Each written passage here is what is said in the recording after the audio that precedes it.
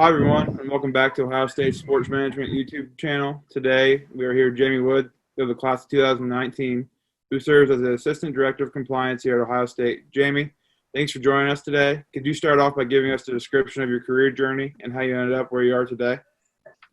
Definitely, Gavin. Thank you for having me. It's a pleasure to give back in this capacity. The sport management program and Ohio State in general has done so much for me, man. So it's a little bit about my journey. I'm born and raised in Columbus, Pickerington Central High School. And then had the opportunity to play ball at Ohio State. I was recruited by Coach Tressel. And obviously there were some challenges along that road. I ended up playing for Coach Fickle for 1 year, and then Urban for 2.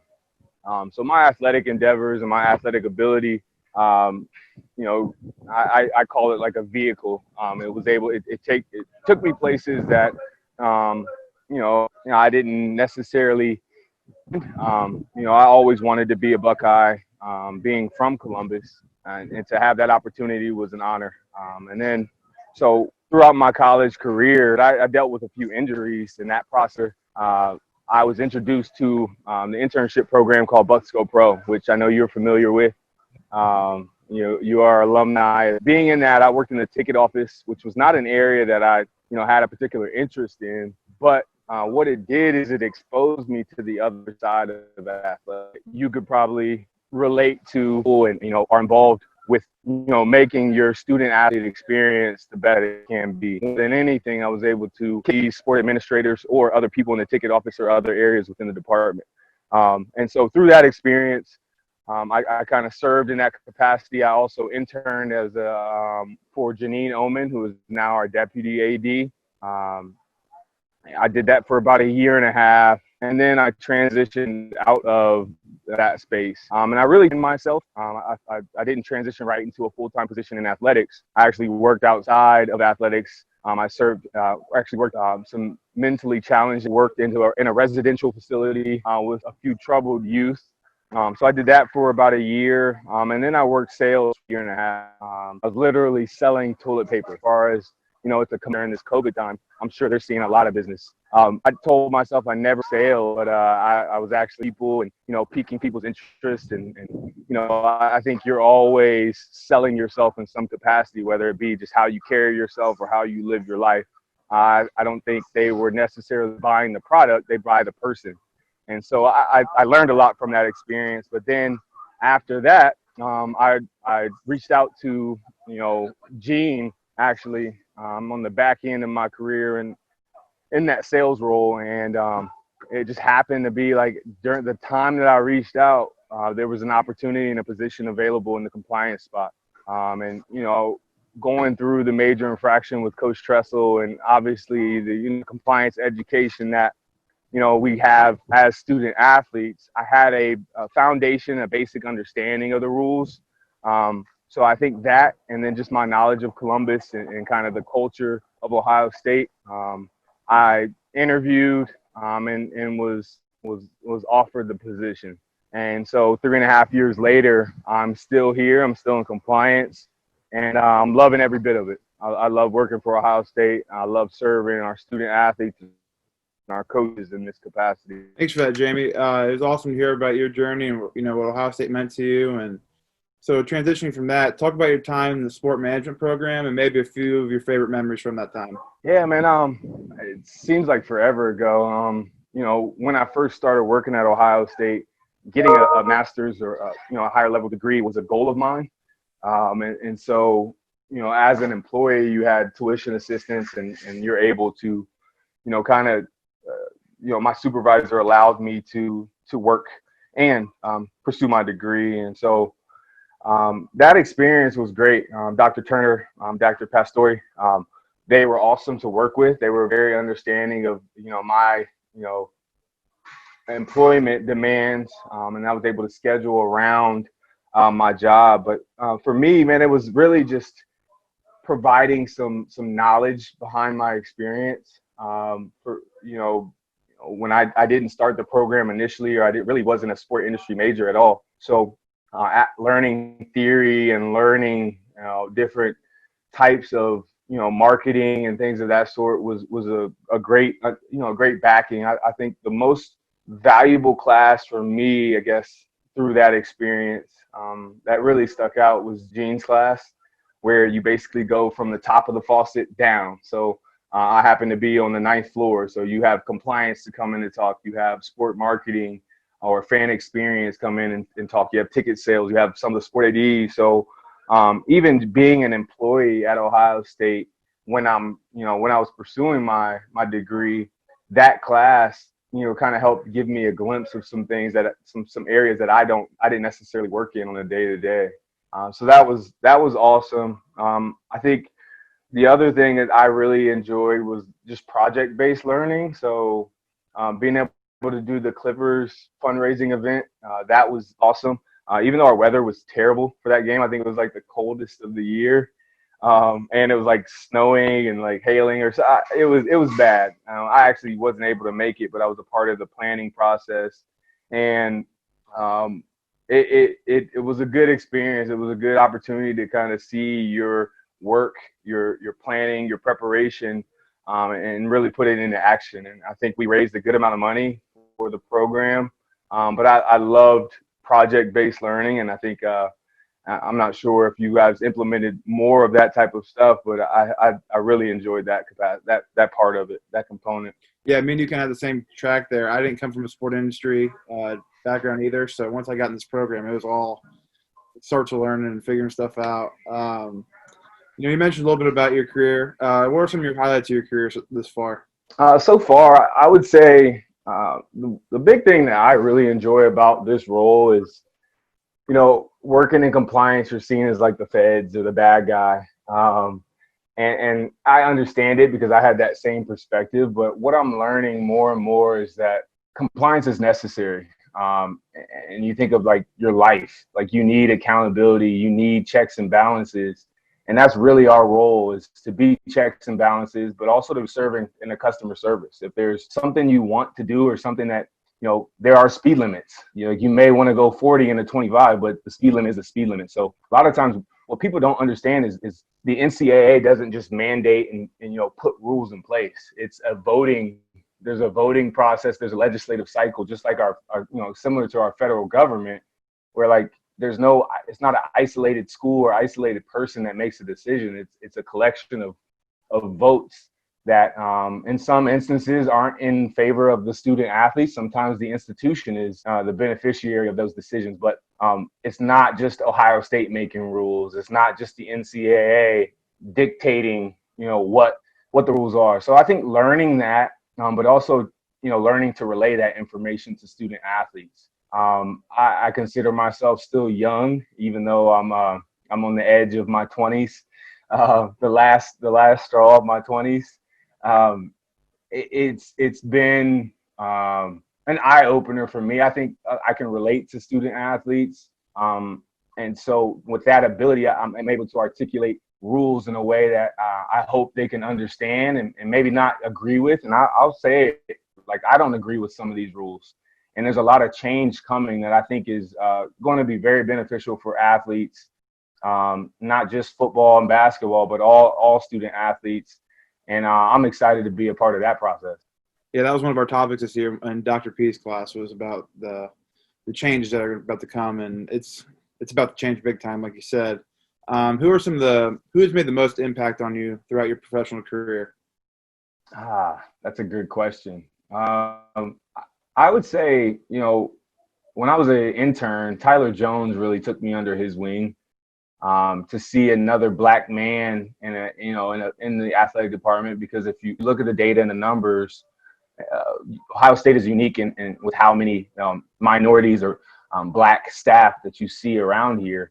But a lot of other, from what I hear, because I've only been at Ohio State, it's not the same. So for me, I gravitated to Tyler Jones, who is about 4 or 5 years older than me, throughout my internship experience. And then I had the opportunity to work with him, in a professional sense when I transitioned over. So he's been very impactful. He's a very encouraging and uplifting person. He reminds me a lot of myself, where you just try to be a light in every space that you walk into.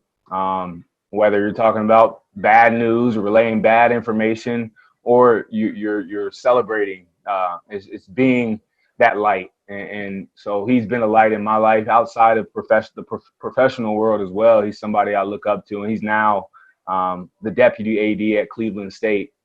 So he's continued to climb and grow in his profession, and he always has an ear to listen if I want to reach out and chat.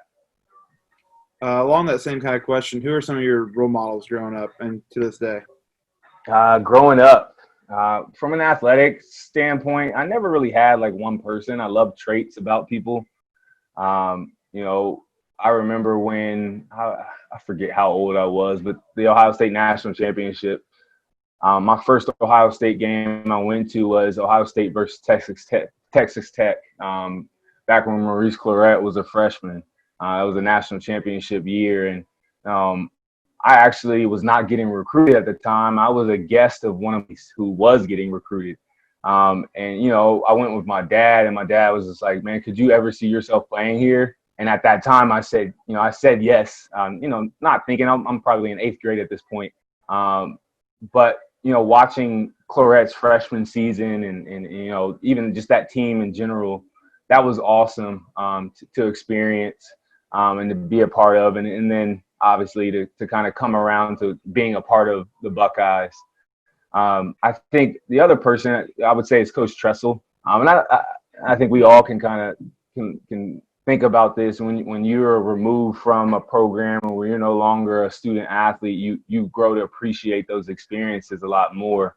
And I know you've dealt with injuries yourself, so like you see the light at the end of the tunnel, maybe more than some of your other teammates. But like Coach Tress was just a very, insightful, faith-driven, man. And so like just thinking of like the quiet time that he implemented during camp, we would have like 15 to 20 minutes before we talk football at all. That we would have to devote to reading a manual the winner's manual that he put together for each team. And he did it every year, the 2 years that I played with him or for him. And it had quotes, it had proverbs, it had scriptures, it had all types of information in there that forces you to think outside of, the tunnel vision that, we're about to jump into with sport. One of the big things that stuck out to me, from him, he was just like, don't let Ohio State use you, use it. And it kind of, what I mentioned earlier about sport ethics develop over the time of our life can be used to help and benefit all, and not just yourself. And, people want to climb the ladder, but at the end of the day, man, he was really trying to encourage and teach us how to be a man. And, I didn't, when you go into the meeting, you're like, man, here we go again, like writing down what you're thankful for and grateful for. Like, sometimes I just went through the motions, but sometimes I really gave it thought. And now that I look at it and start to implement that into my life, even without being a part of the team, I start to see just, exactly what he was trying to teach us. That's awesome. Thanks for sharing that. How has COVID-19 affected your job, and how have you had to work through the new working conditions?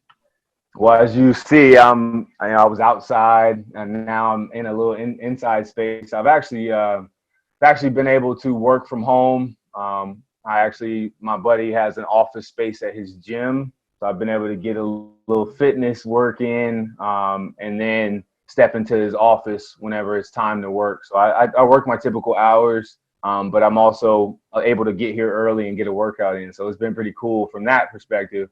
But it's changed everything. And you see we're on Zoom now, and it's made people more accessible though. So like even just like for these interviews and even networking, you're able to, people aren't doing much.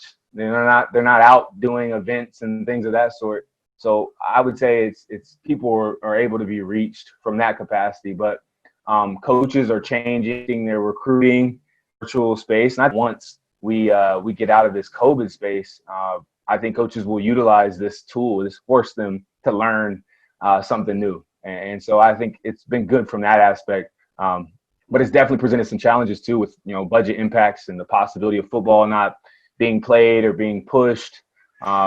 There are a lot of challenges. Not having a tournament last year, from a financial standpoint, it's impacting departments significantly. And I feel for some of the smaller institutions, just knowing that some of the challenges that's presented to us here at Ohio State, I couldn't imagine being at a D3 or a smaller school with a smaller budget. Hey, you're right. We're kind of lucky here at Ohio State to have the resources we have, and for this not to affect us as much as other programs. We want to thank you for answering all those questions so far. We're going to go on to a couple of fun ones here to end this interview. You mentioned, growing up in Columbus and still here to this day. So what's your favorite place to eat in Columbus? Man, I got to think back to my college years. There was a place called Japanese Steakhouse downtown that, I would go there for lunch, fried rice. I would get, I get double fried rice. I get shrimp, chicken. I wouldn't get the veggies because I wasn't a fan of the veggies back then. Now I eat a bit more veggies. But I would eat that stuff before practice. So I walk in there smelling like a hibachi grill. But also, man, I wish I would have taken my nutrition a lot more serious back then. I'm running off of fried rice. There's no way that's as efficient as my body could have been working. But that is my favorite type of food. It's not the best for me, especially as my metabolism slows down and I'm not as active as I used to be. What's some of your favorite memories during your playing career here? I would say, so my redshirt year, we went out to the Rose Bowl. You kind of think of the granddaddy of them all, and you had the privilege of playing in one or being a part of it. I don't know if you were injured then or what, but being a part of the team when we played Washington, Urban's last season. It was just, the prestige behind that game, the Beef Bowl. We went and we had like a stand-up comedy deal where, D. Ray Davis, I think the other teams had like Mike Epps. So like there was like just the events, and I think also with it being my first bowl trip, there's something special about that. But I had a good time. I knew I wasn't playing, so I got to really just take it in and do my deal and practice and really get to enjoy and fellowship with the guys. And we had rap battles on the bus.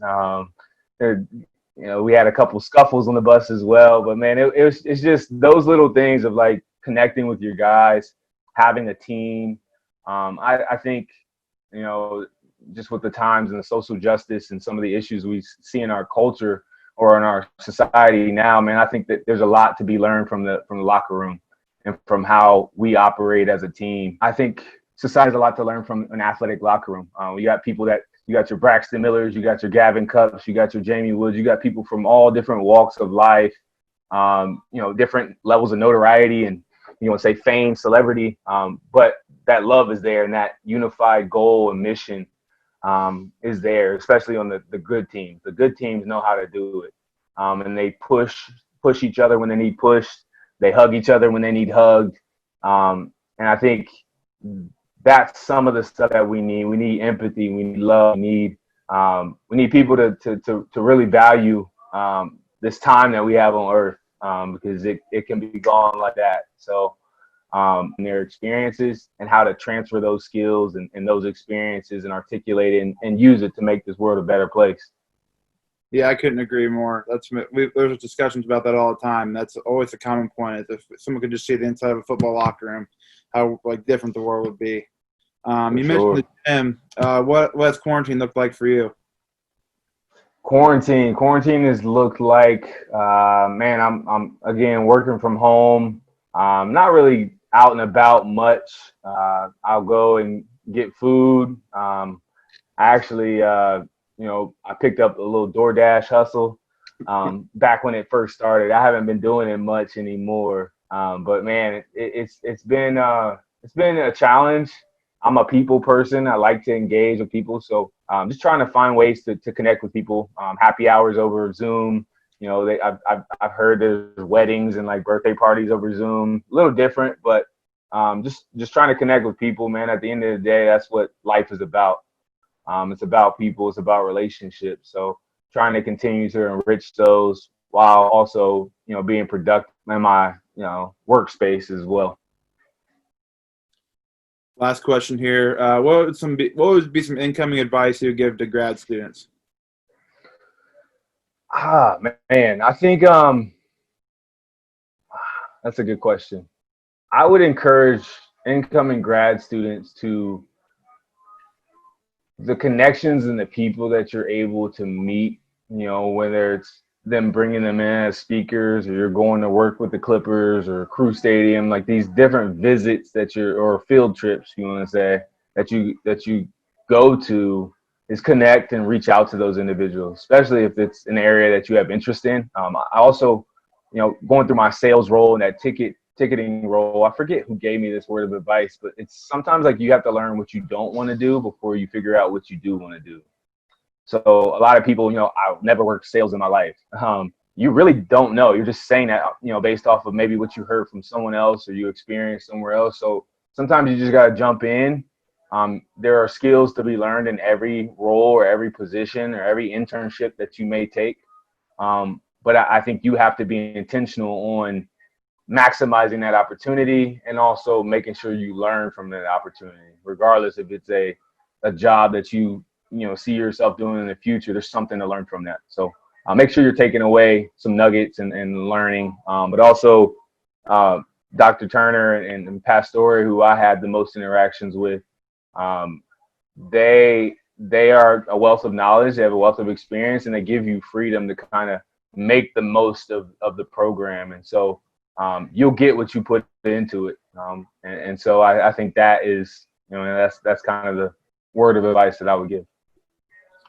Thank you for that. Jamie, thank you for joining us today. We truly appreciate your time, and we know our audience will value hearing from you. And everyone watching, thank you for tuning into this episode of Sport Management YouTube channel, and we will see you again soon.